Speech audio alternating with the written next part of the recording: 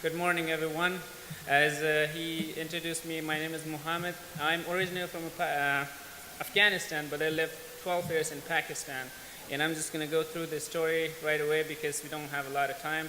So I was born in Kabul, Afghanistan on 1995, which at that time Afghanistan was in war. And the same hospital that I born at that time, so Taliban just attacked over there. So my parents had to just take me and run away from there. So my childhood is kind of something like running away from war and all the ruined stuff that is just in my mind.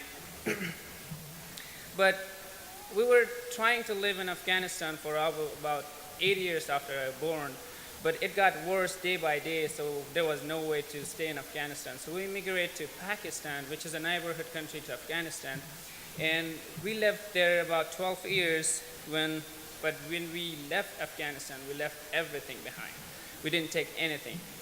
So we had to start from zero. And at that time, I was 8 years old because to support my family, I started working at 8 years old. And I was just working on the streets, was selling stuff, small stuff like candies, chocolates, gums, to just give a little bit of support to my family to just grow up. And it wasn't easy. For an early child, like 8 years old, it wasn't easy at all to work at the streets. It's just because of the child robbery. There is a lot of competitors who doesn't want you to sell your stuff beside them, or there is a lot of careless drivers who is driving crazy, and I might have just, everything could have happened to me, but I've survived. And I've done many kind of jobs since early childhood. And I've done construction, shopkeeping, cooking, cleaning, washing, anything that I could just help and support my family. And there was a lot of people asked me before when I got here too, so if you're working since you were 8 years old, when did you go to school, how you learn and how you read? That's a story that I'm going to tell right now. When I was a child, I was an active boy. When I was getting off of work, I still wanted to do something at home. So there was a neighbor of us who had a boy the same as age of me, and I tried to go and play with him many times. But one day I just knocked his door and I told him, okay, let's come out and just play. He said that I have homeworks to do, I can't play with you. Over there it's different too. The schools give you like 20 pages of homeworks every day. So all day you have to just write or read, whatever you have to do. It's just your school projects. And first day, second day, third day I asked him, he said the same thing. The next day I went and asked him, okay, let's do something. If I help you with your homework, you want to just play after that with me? He said, sure, why not? He was so happy about it, excited. I told him, okay, let's do it. He gave me a pencil and a notebook. Okay, let's just start writing. I told him, okay, I told you I will help you, but I don't know how to write. You got to show me first.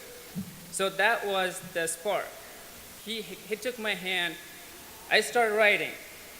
At the first week, nobody knew what I'm writing. But after a week, little by little, I started learning how to write. And after a month, I was writing even better than him. And he was surprised. He was telling me, you're writing better than me right now. I was telling him, well, it happens. It was just because he was writing because he had to. It was obligation for him. But I was doing it for passion. The thirst, the hunger that I had to learn something new. It was just because of that I was learning faster than him. And after a month, when I write, I was able to write, but I didn't know what I'm writing. I told him, okay, I'm writing for you, but if you could just show me how to read now. He showed me how to read, how to pronounce every alphabet, and that's how I write and read. I'm really thankful to him. He just gave me this first spark how to read and write. And I've never been to school, just that. And life was getting better day by day. Then since I was 14, when my father passed away, and I had a lot more responsibilities now than before. So at the same time, there was a racism, and the situation in Pakistan was going bad. And there was no way to live over there too. Every day they were just targeting a specific ethnic group which was look like us and it's us. They were just specifically targeting us, not the rest of the people. So it was hard to go to work and everything. At that time, I decided to apply for a refugee status in United Nations, and it took us about 3 or more years to get approved for a refugee status in a foreign country. And 6 months before I get to United States, they told me that, okay, you're gonna go to United States, and I was so excited about it. At that time, I decided to learn English. 6 months before I get to United States, on 2016, I decided to learn English, and I took like about 6 months of classes to just learn a little bit of English, because if I get here, if I don't know how to communicate, it's going to be hard. So I just decided at that time, okay, let's do something new. And that's when I started English, and when I was coming home, I was teaching my sisters too, the same thing that I learned in the classes. And after that, people asked me when I got to the United States, how North Dakota, Bismarck, how is that possible? You came over here. So I really didn't have a lot of choice for that. They asked me, well, I'm glad I'm here though. And they asked me, where you want to go? Do you have a friend or family that you want to go in the United States and be with? I told them, okay, I don't have anybody in the United States, but anywhere. They asked me, okay, do you have any preferences that you want to go anywhere? I told them no. And they asked me, okay, so what kind of place you want to go? I told them, okay, I want to go in a small place, not too big, not crowded, good people, a lot of job opportunities and everything.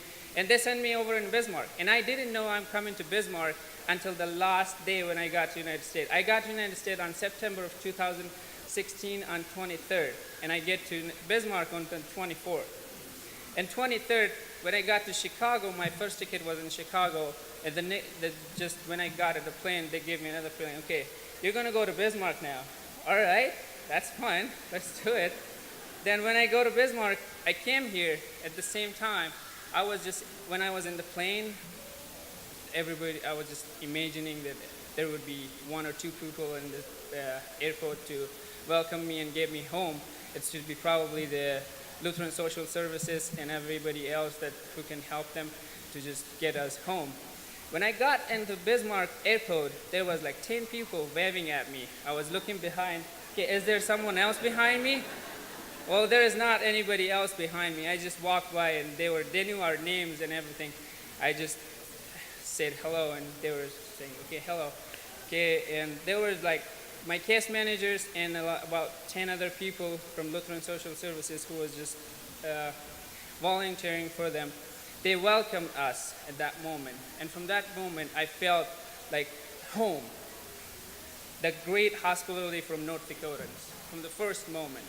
And this is how North Dakotans are, really. I'm really thankful about that. And a lot of people ask me that, how you get adjusted to the cold over here? I told them, okay, the cold doesn't matter when the hearts are warm. So it doesn't really matter. You put some layers on if the hearts are warm. That's good. And I have a lot to say, but I guess since the time is short, so I have to just wrap it up, and I would just like to thank you all Lutheran Social Services and all the volunteers, and thank you guys for listening to me today. Thank you very much.